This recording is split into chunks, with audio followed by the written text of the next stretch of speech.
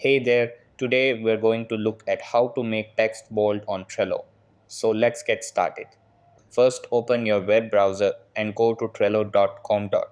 Over here, click on the login button. After that, sign in using your email, password, or Google account.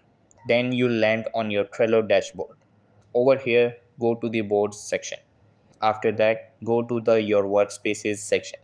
Then click on the board where you want to make text bold. Over here, select the card you want to work with. Then click on the card to open it.